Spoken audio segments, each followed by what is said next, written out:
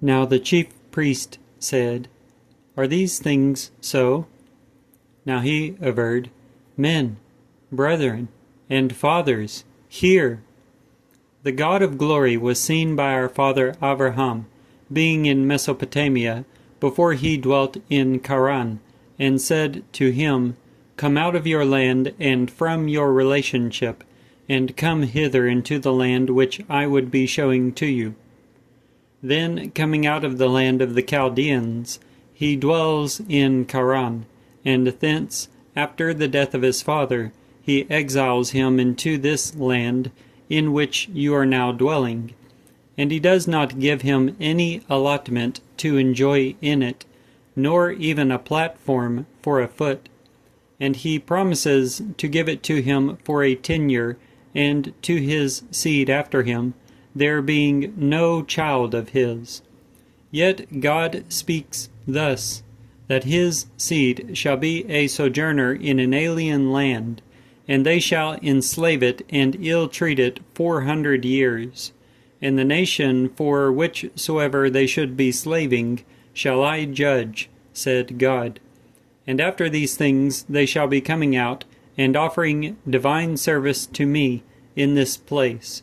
And he gives him the covenant of circumcision.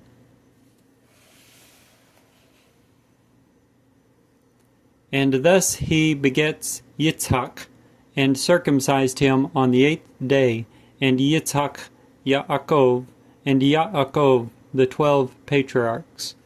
And the patriarchs, being jealous of Joseph, gave him up into Egypt, and God was with him, and extricates him out of all his afflictions, and gives him favor and wisdom in front of Pharaoh, king of Egypt, and constitutes him governor over Egypt, and over his whole house.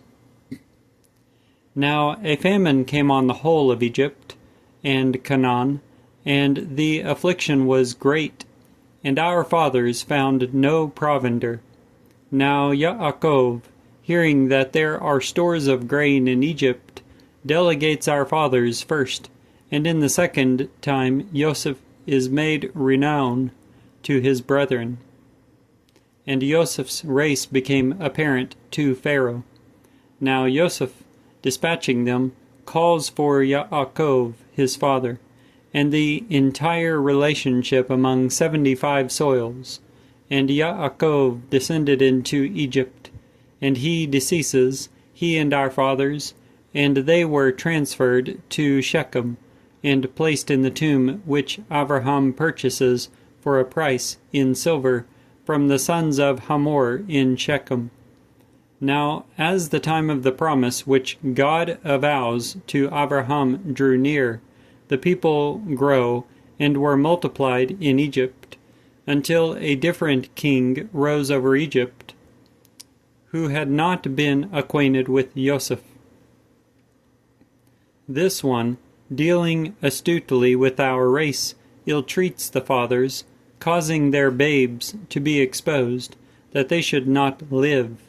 In which era Moshe was born, and was handsome even to God, who was reared 3 months in the home of his father. Now, at his being exposed, Pharaoh's daughter lifts him up, and rears him for herself, for a son. And Moshe was trained in all the wisdom of the Egyptians, yet was powerful in his words and works.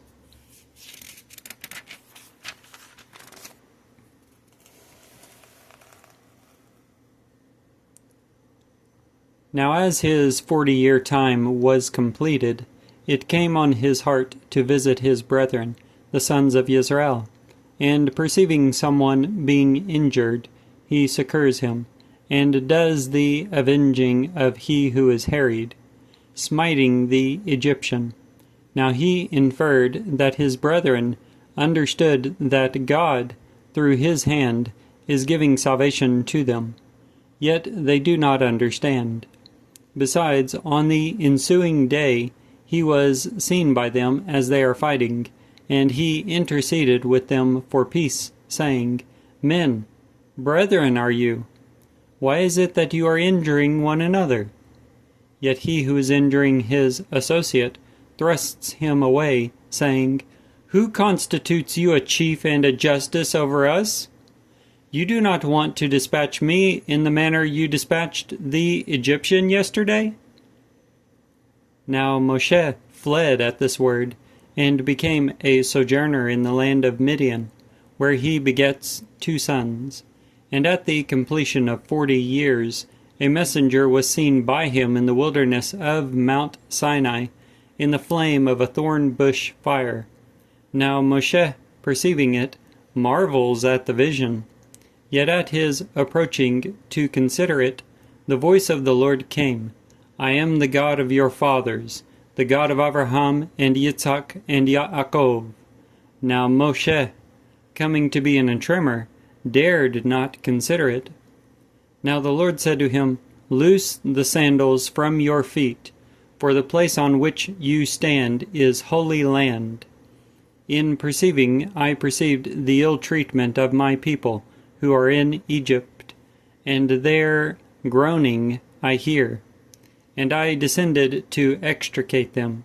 And now come hither, that I should be dispatching you into Egypt.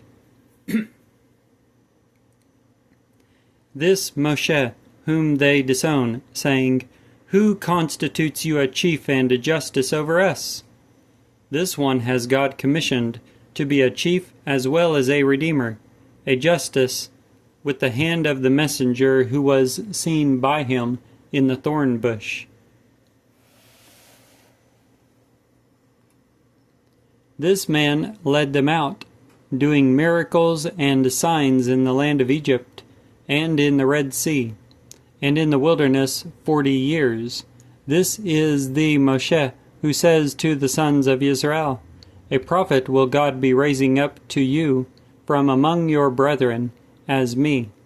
This is he who came to be in the ecclesia in the wilderness with the messenger, who speaks to him in Mount Sinai, and with our fathers, who receives the living oracles to give to you, to whom our fathers are not willing to become obedient, but they thrust him away, and turned to Egypt in their hearts, saying to Aaron, Make us gods who will go before us.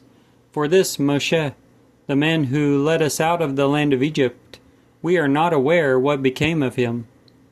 And they make a calf in those days, and they led up the sacrifice to the idol, and made merry with the works of their hands.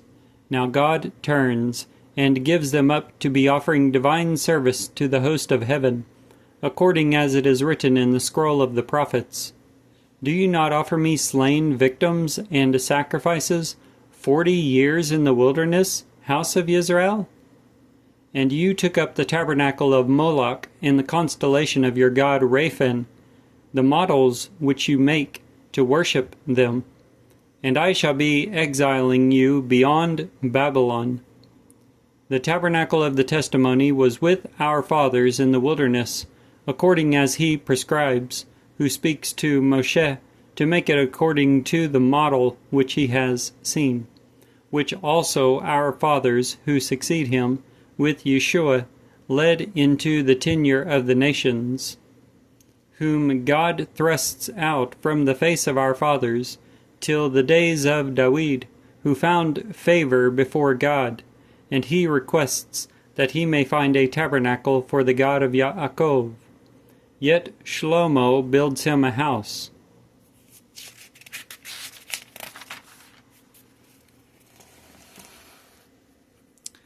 But the Most High is not dwelling in what is made by hands, according as the prophet is saying, Heaven is my throne, yet the earth is a footstool for my feet.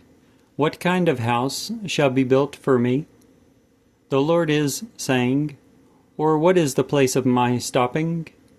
Is it not my hand that does all these things? Stiff-necked and uncircumcised in your hearts and ears, you are ever clashing with the holy wind.